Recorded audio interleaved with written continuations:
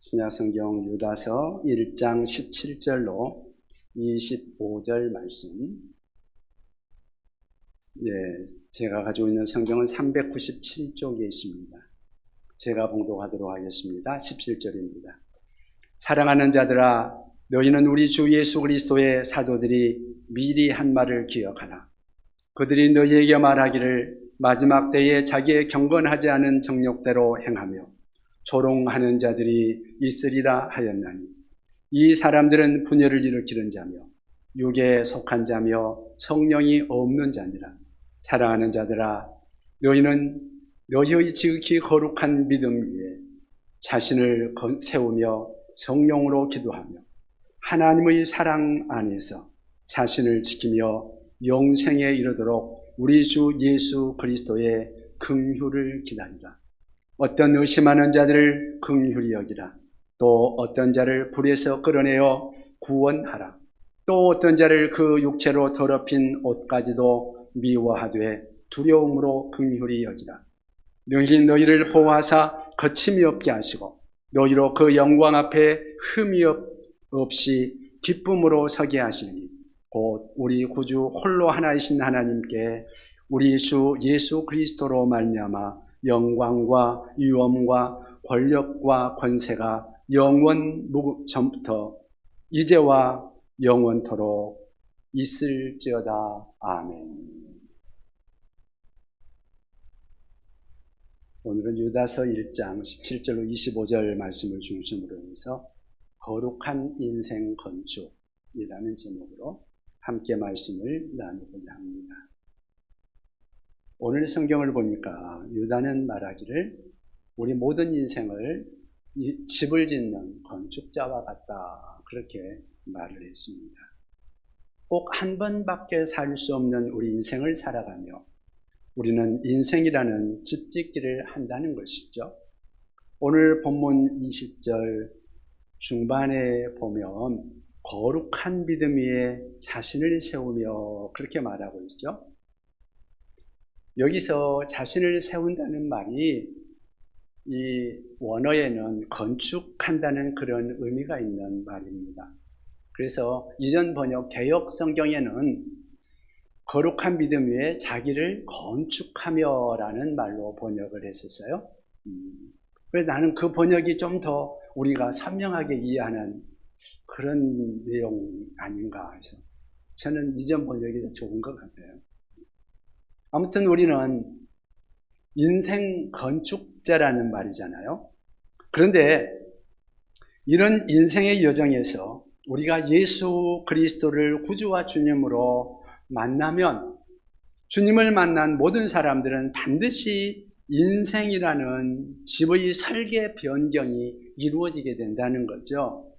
왜냐하면 나를 구원하신 그분의 뜻을 따라 인생을 살고 싶어하는 우리들의 마음의 소원이 일어나기 때문에 그렇습니다. 우리 믿는 사람들의 인생에 그러한 중요한 영향을 끼치는 그 사실에 대해서 우리에게 알게 하는 성경 구절이 하나 있는데요. 그것이 빌립보서 2장 13절에 있는 말씀이죠. 이렇게 말씀합니다. 너희 안에서 행하시는 이는 하나님이시니 자기의 기쁘신 뜻을 위하여 너희에게 소원을 두고 행하게 하신다니. 우리 안에서 소원을 두고 행하게 하신다. 우리 하나님이 우리의 마음속에 소원을 주시고 또 그렇게 살아가도록 강권하는 그것 때문에 우리 인생의 집짓기에서 우리가 우리 주님의 그 소원하시는 그 소원 때문에 자신도 모르는 사이에 우리 인생의 설계 변경이 이루어질 수 있다는 것이죠. 아마 우리 중에도 그렇게 예수 만나고 나서 인생 설계 변경이 이루어진 분들이 많이 있지 않을까요? 저도 그 중에 한 사람이고요. 그러니까 살아가는 방식이 달라지기도 하고요. 또는 삶의 목표가 달라지기도 하는 것이죠. 오늘 본문은 우리 유다서 말씀을 우리가 봤죠. 이 유다서는 누가 기록했다고 그랬어요? 가룟 유다가 쓴 것이 아니고 누가요? 예수님의 형제 유다가 썼다. 예수님의 형제 중에 유다가 있었어요. 그런데 그분이 예수님 부활하신 것을 목격하고 그리고 예수님을 만나고 나서 예수님을 메시아로 믿고 단번에 주신 믿음의 도, 다시 말하면 단번에 주신 복음의 도를 위하여 살기로 결단하고 헌신한 것이죠. 그리고 유다서라는 우리 한 장으로 되어 있는 짤막한 편지를 쓰면서 그는 자기의 남은 인생이 집짓기라고 말하고 있는 것입니다. 건축하는 것이라고요. 거룩한 인생 건축을 위해서 꼭 해야 할 것을 말하고 있는데요. 오늘 우리는 우리들의 거룩한 인생 건축을 위해서 꼭 해야 할 것, 그것이 무엇일까요? 세 가지로 생각을 해보기를 원합니다. 첫째는 이단자들의 영향을 차단하라는 것입니다. 이단자들의 영향을 차단하라. 우리 17절을 같이 읽어볼까요? 17절 같이 읽겠습니다. 사랑하는 자들아, 너희는 우리 주 예수 그리스도의 사도들이 미리 한 말을 기억하라. 아멘. 사도들이 미리 한 말을 기억하라. 그렇게 말하면서 유다는 그리스도인들의 거룩한 인생 건축을 방해하는 이단자들을 경계하라. 이렇게 먼저 말하고 있는 것입니다. 그리고 이제 자신과 자신의 동역자들과 함께 거룩한 인생 건축을 완성할 것을 격려하고 있습니다. 이 건축을 위해서 먼저 인생의 집짓기를 방해하는 이단자들의 영향을 차단할 것을 그가 권고하고 있는 것입니다. 우리 예수님의 동생이던 유다는 당시에 있었던 이단을 두 가지로 분류합니다. 제가 지난주에도 말씀드렸었죠. 두 가지 이단, 하나는 교리적 이단이요, 또 하나는 윤리적 이단이라고 말할 수 있을 것입니다. 교리적 이단은 예수 그리스도를 부인하는 자들입니다. 그리스도의 성육신을 부인하고 그리스도의 신성, 그가 하나님 되신다는 것을 부인한다든지 아니면 그리스도의 인성, 그분이 사람 되심을 부인하는 것, 그게 교리적 이단이라는 것입니다. 또 하나의 이단이 있는데 그것은 윤리적인 이단이다. 교리적 이단이 말이나 글로 그리스도를 부인하고 있다면 윤리적 이단자들은 자기의 삶으로 혹은 자기의 행위로 그리스도를 부인하고 있는 자들입니다. 여러분, 사도 요한은요, 요한서신에서 계속해서 교리적 이단자들에 대해서 경고를 많이 하고 있습니다. 반면에 유다는 유다서에서 윤리적 이단자들에 대한 더 많은 경고를 하고 있습니다. 그러니까 윤리적으로 도덕적으로 우리에게 악한 영향을 끼치는 사람들과의 사귐, 그 교제를 극히 조심해야 할 것을 말하고 있는 거죠. 유다는 1장 4절에 보시면 교회 안에 가만히 들어온 몇이 있다, 그렇게 말하고 있죠. 교회 안에 가만히 들어온 몇이 있다. 가만히 들어온 몇 사람, 그 사람이 교회 안에서 악한 영향을 끼치고 있다, 그렇게 말하고 있는 거예요. 그렇다면 그 사람들이 어떤 사람들인가? 18절, 19절에 나오는 말씀입니다. 18절, 19절 같이 읽습니다. 그들이 너희에게 말하기를 마지막 때에 자기의 경건하지 않은 정욕대로 행하며 조롱하는 자들이 있으리라 하였나니 이 사람들은 분열을 일으키는 자며 육에 속한 자며 성령이 없는 자니라. 아멘. 사도들이 그렇게 말씀해 주었다는 거예요. 여기 나오는 윤리적 이단자들은 우리가 크게 세 종류로 분리해서 살펴볼 수 있는데요. 우리가 경계해야 될 윤리적 이단자들은 어떤 자들인가? 그 하나는 경건치 않은 자다, 그렇게 말합니다. 다시 말하면 경건치 않은 욕망의 지배를 받는 사람들입니다. 여기 경건치 않은이라는 이 말은 원어에 보면 아세베이아라는 단어로 쓰여지고 있는데요. 이 말은 하나님의 가치와 상관이 없는 자기 욕망, 그 욕망의 지배를 받는 사람들이라는 말이에요. 그러니까 교회 안에 이러한 사람들이 왜 들어왔느냐? 교회 안에 그 사람들이 들어와 가지고 자기의 신앙을 성숙하고 성장하고 은혜 받고 그러기 위해서 교회 안에 들어온 것이 아니라는 말이에요. 그 사람들은 교회 안에서 자기의 영향을 끼치려고 들어온 사람들이라는 거예요. 우리가 교회에 와가지고 교회에서 하나님의 말씀을 듣고 말씀을 공부하고 예배하고 은혜 받으면 은혜 받고 나서 그 다음에 어떻게 해요? 밖에 나가서 세상에서 아름다운 하나님의 영향력을 끼쳐야 되는 거 아니에요? 교회 안에서 영향력을 끼치는 것이 아니라 세상에서 영향을 끼쳐야 하는 거죠. 여러분의 가정에서, 여러분의 일터에서, 또 여러분의 사업장에서 영향을 끼쳐야 하는 거죠. 우리 교회 성도들은 내가 사는 내 가정에서, 그리고 일터에서, 선교적인 삶의 현장에서 거기서 선한 영향을 끼치는 사람들이 되시기를 바랍니다. 세상의 빛과 소금의 역할을 감당할 수 있기를 바랍니다. 그런데 교회 안에서 내가 무슨 내 자신의 영향을 끼친다? 그거 아니잖아요. 그래서 여기 경건치 않은 사람들의 영향을 받지 말라고 그렇게 말하고 있는 거죠. 그 사람들에서 이런 사람들을 차단시켜야 우리의 신앙이 성장하고 건강해진다는 것입니다. 또 우리가 경계해야 될 윤리적 이단 어떤 사람들인가? 또 하나는 진리를 조롱하는 자들입니다. 진리를 조롱하는 자들. 여기서 조롱하는 자라는 말은 원어에 보면 엠파이크테스라는 말인데, 이 사람들은 성경 말씀, 진리의 말씀을 문자 그대로 조롱하고 있는 사람들입니다. 그런 사람들이 있죠. 네. 그런 사람들은 성경 연구에는 관심이 없어요. 선교에도 관심이 없어요. 그리고 전도에도 관심이 없어요. 하나님의 말씀을 마치 농담처럼 여겨요. 말씀을 붙들고 순종하려는 그런 진지한 노력을 한 번도 해본 적이 없는 사람들이에요. 그리고 말씀대로 사는 사람들을 오히려 바보 취급하는 사람들. 우리 창세기에도 보면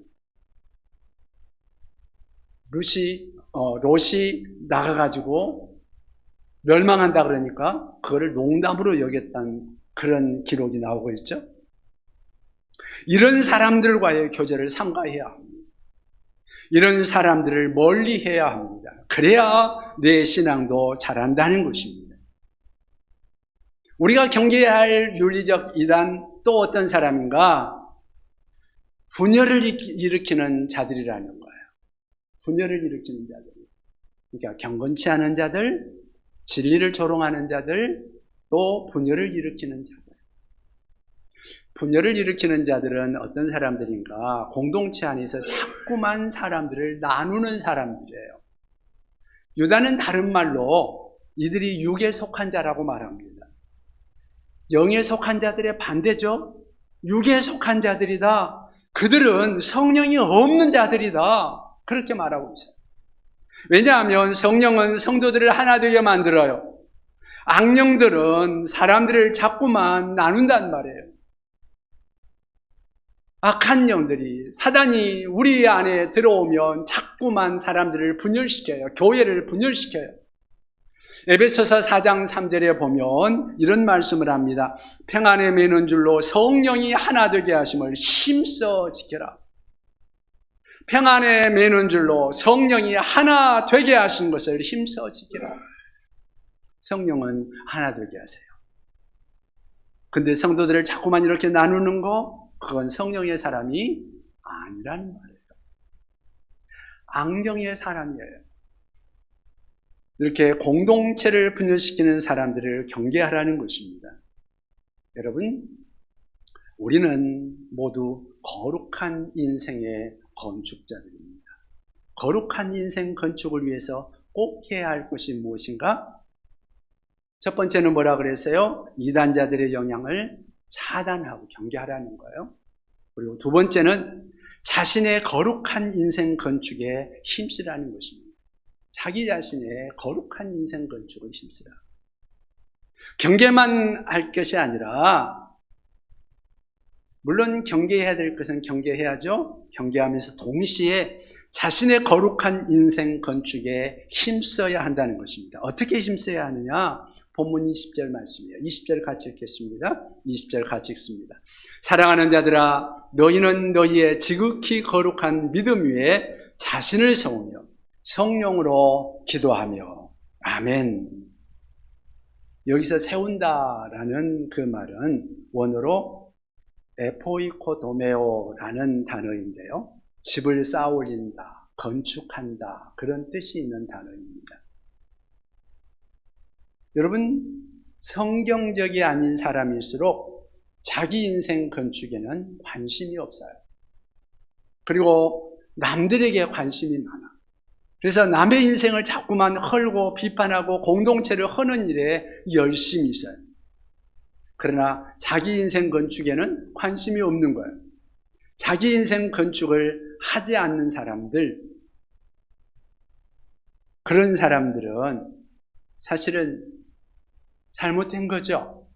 여러분, 구원받은 우리 그리스도인들의 지상의 과제, 우리 믿는 자들, 구원받는 자들의 가장 큰 과제, 그것은 자기 인생을 거룩하게 건축할 수 있어야 한다는 것입니다. 그러면 거룩한 인생 건축의 핵심 원리가 있는데, 그게 뭔가 유다가 말하고 있는 것 중에 몇 가지를 이야기해 보겠습니다. 그 하나는 거룩한 믿음의 터 위에 건축하라는 것입니다. 한번 따라해 보실랍니까? 거룩한 믿음의 터 위에 건축합시다. 한번 옆 사람한테도 이야기해 봐요. 거룩한 믿음의 터 위에 건축합시다.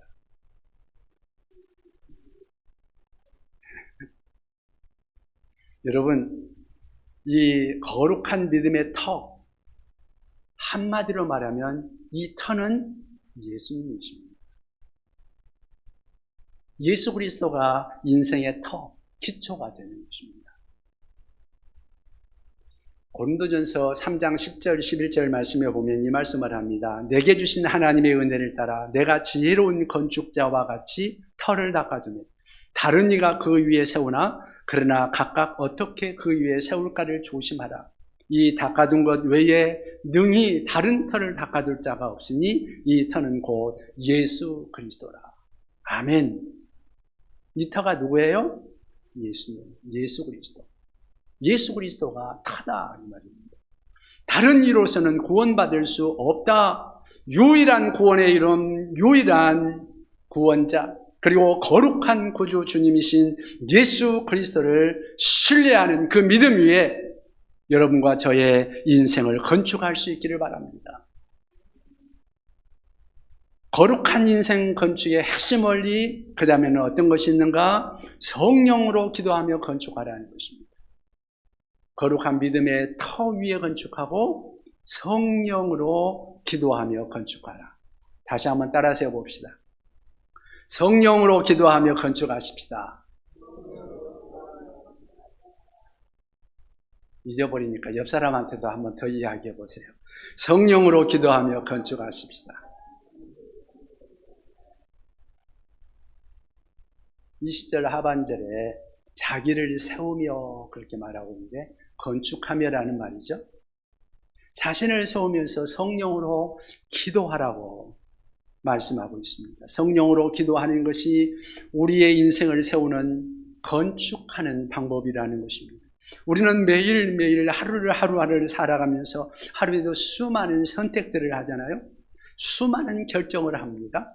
그런데 무엇에 근거해서 선택하십니까? 무엇을 근거해서 결정하십니까? 우리는 하나님이 인생의 주인이라고 말하면서도 중요한 선택을 할 때, 중요한 결정을 할 때 그냥 내 마음의 충동대로 육신의 생각대로 선택하고 결정하고 있지 않습니까? 그건 육신의 사람이에요. 성령의 사람이 아닌 거예요. 왜 성경은 계속해서 저와 여러분들에게 쉬지 말고 기도하라고 할까요? 기도할 때 우리는 하나님의 뜻을 붙들 수 있기 때문에 그런 거예요.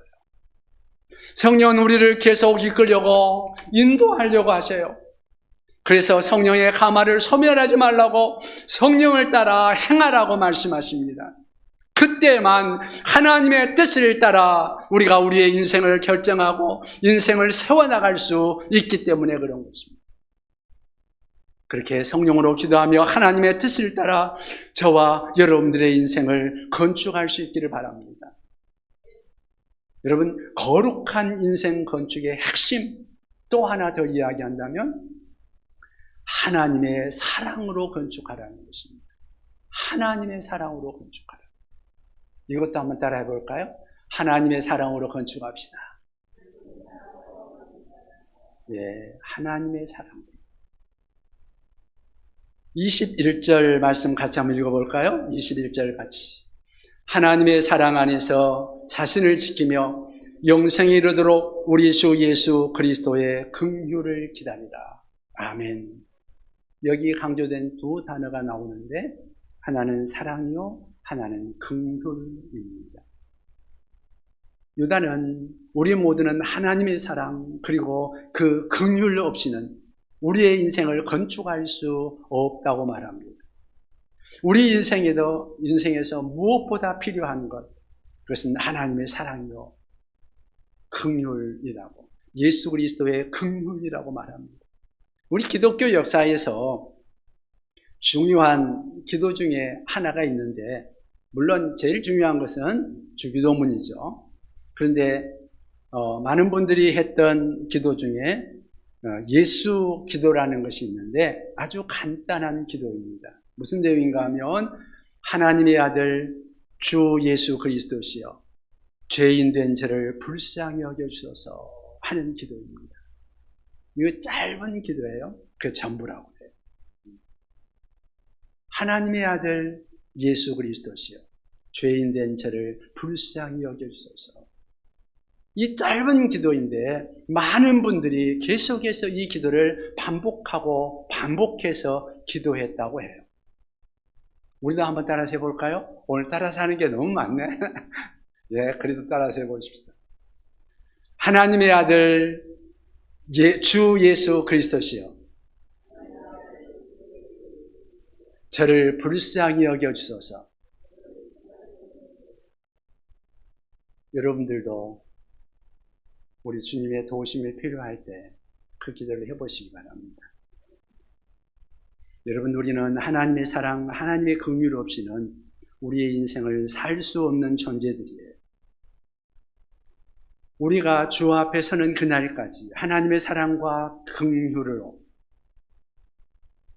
그 사랑과 긍휼이 충만한 인생이 될 수 있기를 간절히 바랍니다. 여러분, 우리는 거룩한 인생 건축자들입니다. 거룩한 인생을 건축하기 위해서 우리는 첫째는 이단자들의 영향을 차단하라고 했죠.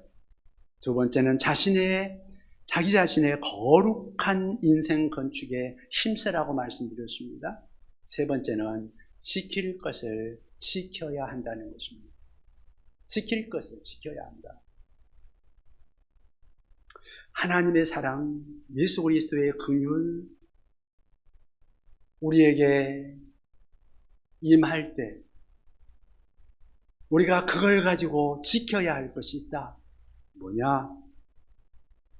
하나는 나의 남은 인생, 나 자신을 잘 지켜야 한다는 거고요. 또 하나는 이웃을 또한 잘 지켜야 한다는 것입니다. 나 자신을 지켜야 한다. 자기 자신을 지킬 줄 알아야 하죠. 우리의 인생을 잘 세워가는 것, 잘 인생의 건축을 세워나가는 것도 중요하지만 또 내 인생을 지키는 것도 중요하죠. 어떻게 내 인생을 지켜야 할까요? 24절 마지막 절에 나와 있는 모습인데요. 우리 인생의 마지막의 모습, 어떤 모습일까요? 같이 24절 읽어보겠습니다. 능히 너희를 보호하사 거침이 없게 하시고 너희로 그 영광 앞에 흠이 없이 기쁨으로 서게 하시리이. 아멘. 기쁨으로 서게 하시리이. 흠 없이 서게 하시리이. 그분이 누구일까요? 하나님, 우리 주 예수 그리스도. 그러니까 내 힘과 내 능력으로 내가 나를 지킬 수 없다는 것, 그거 분명한 거 아니에요? 그러니까 하나님을 붙들면 하나님이 그 사랑 안에서 그 하나님의 긍휼과 그 능력으로 우리를 지켜주신다는 것입니다. 우리를 그 하나님께서 보호하셔서 거침이 없게 하시고 그 영광 앞에 흠이 없이 기쁨으로 세워지는 것, 저와 여러분의 인생이 그런 인생이 될 수 있기를 바랍니다. 또 우리가 지켜야 할 것 또 하나가 우리의 이웃을 지켜야 한다 그랬죠? 이웃을 지켜야 합니다. 사실 자기 인생을 세우면서 동시에 우리가 할 일, 우리 그리스도인들에게는 우리 이웃들의 인생도 좀 지켜주는 것이 필요합니다. 그러니까 오늘 성경에 보면 윤리적인 이단들이 있는데 윤리적 도덕적으로 잘못된 사람들에 대해서 윤리적 이단자들에 대해서 이야기하면서도 유다는 그 윤리적인 잘못된 그런 사람들을 두 가지 부류로 또 다시 분류하고 있어요. 하나의 윤리적 이단자들은 희망이 없는 사람들, 계속해서 남을 헐고 그것밖에 관심이 없는 사람들, 그런 사람들은 교제를 끊어야 된다는 거예요. 그런 사람들은 희망이 없는 거예요. 아주 멀리해라. 그런 사람들은 아예 교제를 끊고 멀리해라. 그렇게 말하고 있어요. 그런데 그렇지 않은 사람들에게는 기회를 줘야 된다. 회개하고 돌이킬 수 있는 기회를 줘야 된다는 거예요. 그리고 그 가운데서 끌어내야 된다는 거예요. 잘못된 삶에서 불가운데서 끌어내야 된다. 희망이 있는 이단자들에 대해서 뭐라고 말하는가? 22절, 23절에 말씀하고 있는데요. 같이 한번 읽어보죠. 22절, 23절입니다. 어떤 의심하는 자들을 긍휼히 여기라. 또 어떤 자를 불에서 끌어내어 구원하라.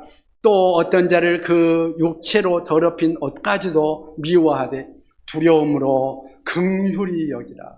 아멘. 그러니까 내 자신을 지키고 세워가면서 동시에 불 속에 들어가 있는 그런 이웃들을 끄집어내는 일을 해야 한다. 그 일을 누가 해요? 누가요? 대답하기 싫은 것 같은데 다시 한번 누가 해요? 네, 나 자신 우리가 해야죠, 그죠? 네. 그 일 안 하면 누가 하겠어요? 그렇게 해서 우리 이웃을 살려야 한다는 거죠. 그 일이 우리 주님이 우리에게 부탁한 사명 아니에요? 저는 그렇게 생각하는데. 네. 여러분, 우리는 우리의 인생을 건축하는 사람들입니다. 한 사람도 예외 없이 우리의 인생을 건축합니다. 그리고 그 건축한 후에 우리 주님 앞에서 그 건축에 대해서 시험 받는 날이 분명히 있을 것입니다.